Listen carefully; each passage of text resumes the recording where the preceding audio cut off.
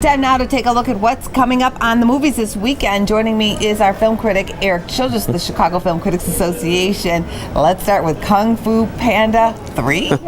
Yes. Hi! Justice is about to be served.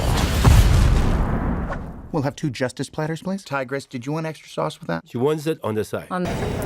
So Kung Fu Panda 3, obviously this is the third film in a very successful animation franchise. The first one did over $215 million in the US and over $620 million worldwide. The second film kind of dipped a little bit in the States. It only did $165 million here, but it actually did more worldwide. So that gives sort of hope that this is a film that, surprisingly enough, is opening in January. This seems like it would be a summer release, maybe even a holiday release. But they're opening this, again, we mentioned last week, the doldrums of January, and animated films have not done particularly well in this space. We just saw Norm in the North a couple weeks ago do kind of middling business, but this is Kung Fu Panda 3 and has pretty much the family audience to itself until a movie called Zootopia opens the first week in March. So it should do very well over the next few weeks. And then we have from Disney, The Finest Hour.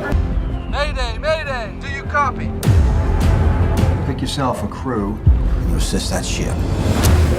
And here you have a film based on a true story of sort of this 1950s rescue mission that took place.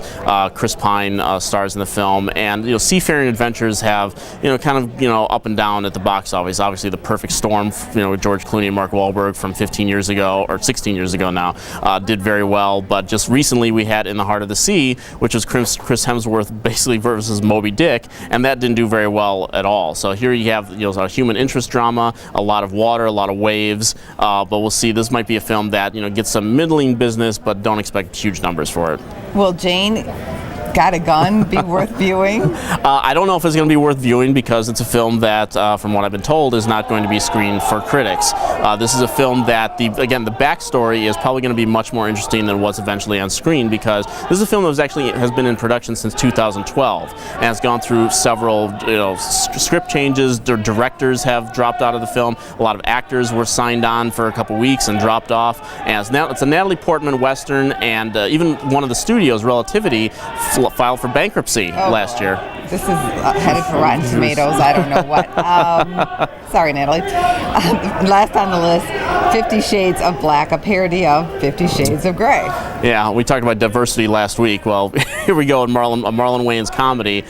His parodies, A Haunted House and Haunted House 2, did not do very well with critics at all. They didn't screen them for critics. There's the 10%, 8% on Rotten Tomatoes, and this is another one that they're not screening for critics. I think it'll do pretty well just because of the subject matter, and they're parodying obviously 50 Shades of Grey. So you'll get some people that are interesting to see what kind of parody they do on that ridiculous, awful, worst movie of 2015 in my opinion.